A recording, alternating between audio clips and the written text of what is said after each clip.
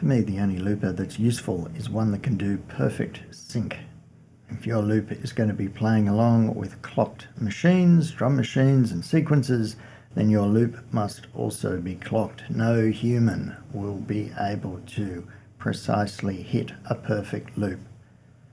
Now, happily, the looper in the timeline is clockable and can easily be set up to record and play in perfect sync. Now for this, you're going to need a device that can send MIDI note and clock information to the timeline. In my case, I'm going to use the Keystep-37. A normal keystep is fine. Just about any decent sequencer will do the job. There's one proviso. I had thought that my other DB01 would make a great little device to send note and clock info to the timeline. Unfortunately, it only goes down to C0, which is MIDI note 12. You need a sequencer that can go all the way down to MIDI note 0, which is C-1. So you see on the little graphic here from the Strymon Timeline manual, record is note 0, play is note 2, stop is note 4. So you need a sequencer that can go right down into those very bottom MIDI note numbers. But before we get into the MIDI setup, there's a few other very basic considerations. Your sequencer, the timeline, and probably whatever you're going to use as the music source need to be on a common clock, and they need to be in sync. That's probably stating the obvious, because if you run any sort of synth and drum machine setup, everything is going to most likely already be synced. So no problem there. Ideally, you'd also have some way to send a system-wide start command to all the relevant machines. In my case, I'm going to use the ERM MIDI clock there. Again, probably not a big deal for anyone with a synth setup. The sequencer should also be set so when it plays patterns, it plays each one of them all the way through before switching to the next pattern. You don't want it to suddenly jump as soon as you select a pattern. You want it to complete a pattern, then play the next one. In the Arturia MIDI control software, that's the default. It is in most machines, so not a problem there. There's also the matter of the looper global settings in the timeline itself. So let's have a quick look at that. Press and hold the value knob. See globals come up. Loop location. So it can be post or pre. If it's pre, it means it records it raw. If it's post, it means it will include the delay information, so it'll bake in whatever delay stuff you've got going on. I'll have it on post for now. Looper level, it's the level that the loop is going to play back on. I've got it at maximum. And loop exit. So what happens if you exit the looper? Well, I've got it to stop.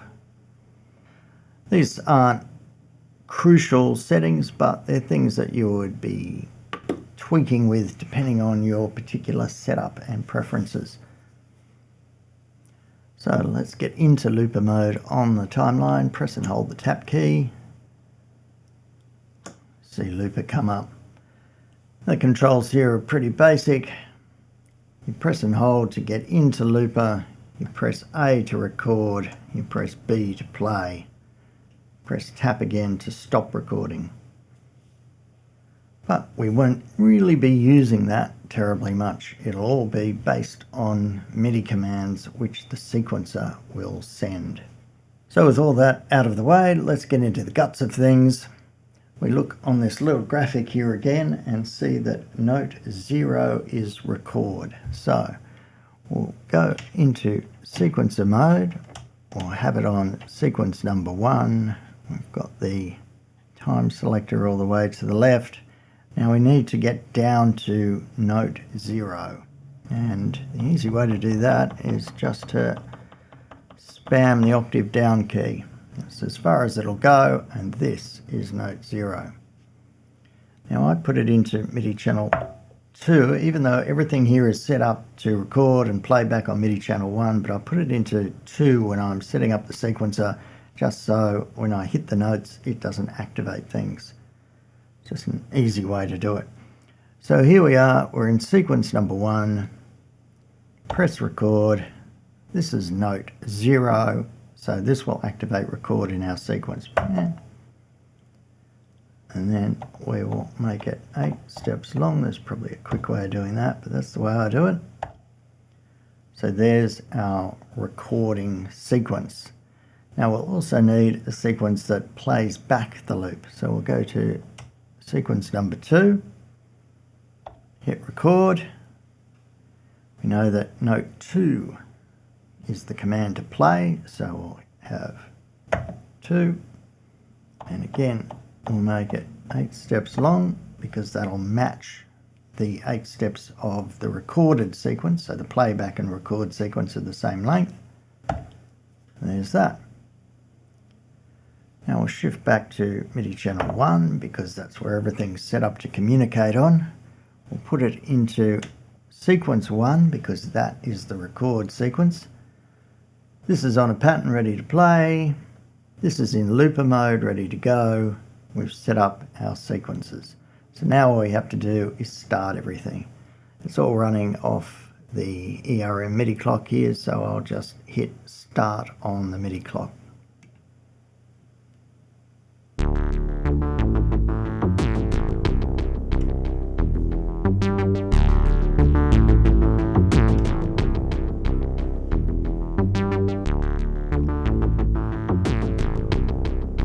And there it is, playing seamlessly as if nothing had ever happened. Now you notice before it even finished recording, I switched it on to sequence number 2, which is the playback sequence, because as I said, the first sequence goes to the very end, then the playback sequence starts. Now that certainly sounds good, but let's test that everything's in perfect sync. So I'll go into the arpeggiator here.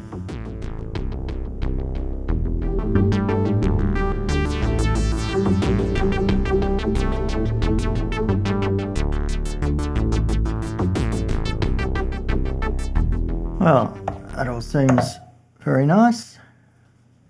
Let's try that again, just for practice. Back to sequence 1, which is our recording sequence. We're still in looper mode. We'll leave this on whatever settings it happens to be on.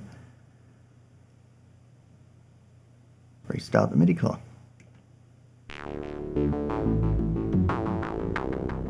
Switch to the playback sequence already.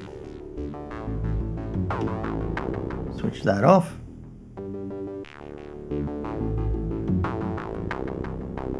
Okay. So all that seems nice. Let's change one of the global settings up here though. So loop location, it's in post, let's put it to pre, so it'll record the loop without the effect.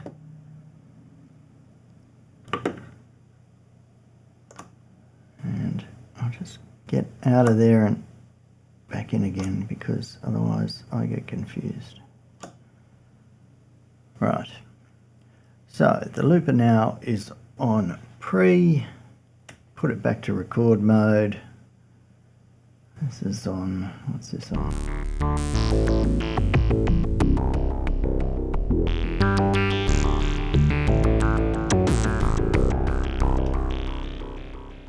That sounds alright, let's use that. Sequence 1, looper mode, sequence ready to go, start the clock.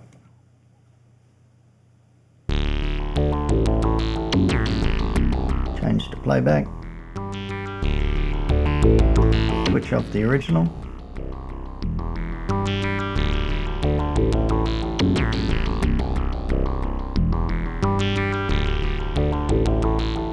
now I think this might be better because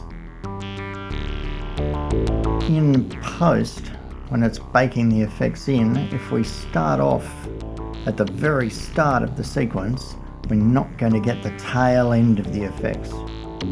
But this way, we do.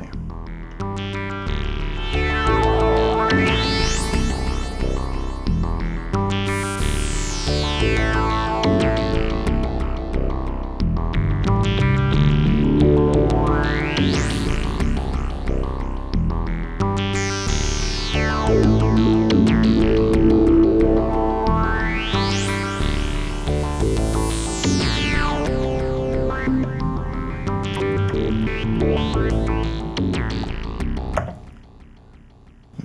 all sorts of fun to be had, but let's move along, try something else. There's other notes to try. Let's go for sequence 3. Now we'll change this into MIDI channel 2, go up to sequence 3. Now MIDI note number 14 is toggle reverse. Now this is 14, so we're in sequence 3, hit record, toggle reverse. Put it to 8 steps long, there's that. Back into play mode for a start, put it back to channel 1. Let's play the loop. Now let's go to toggle reverse.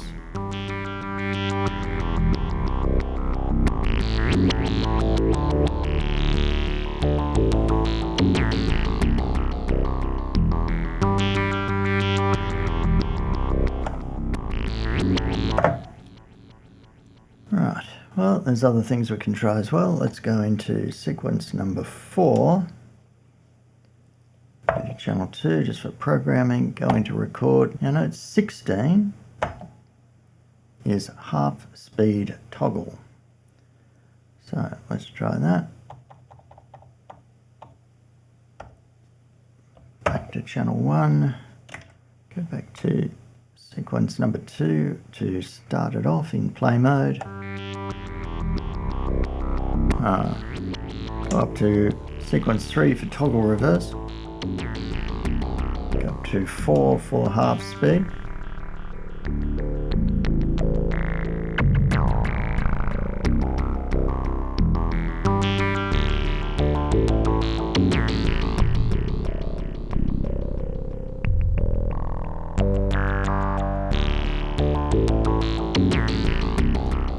Back to toggle reverse.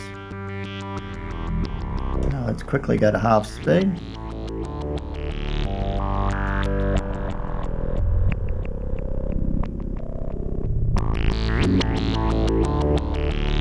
Back to toggle reverse.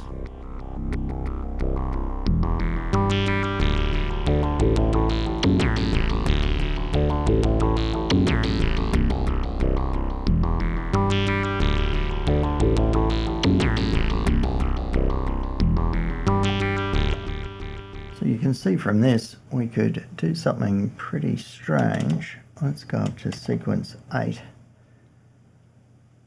MIDI channel 2, record mode. Let's try something a bit odd. We'll go toggle half speed, toggle reverse, toggle half speed, toggle reverse. That's number 8. So let's see what that gets us. Back to channel 1. Start off in normal play mode.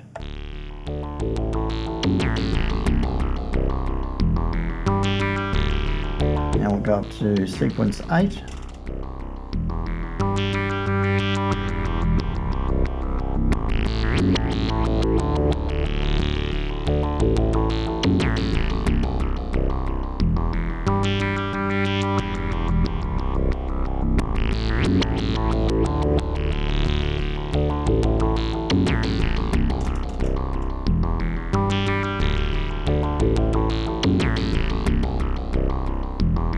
So we're all in perfect sync, and not really just a looper now, but a pretty sophisticated audio recorder and mangler. And you don't even need to be in looper mode to activate the looper via the sequencer. You can go out of looper mode and these will still work. I find it sort of easier to stay focused and to figure out what's going on if I stay in looper mode, but you don't have to. Until next time, see ya.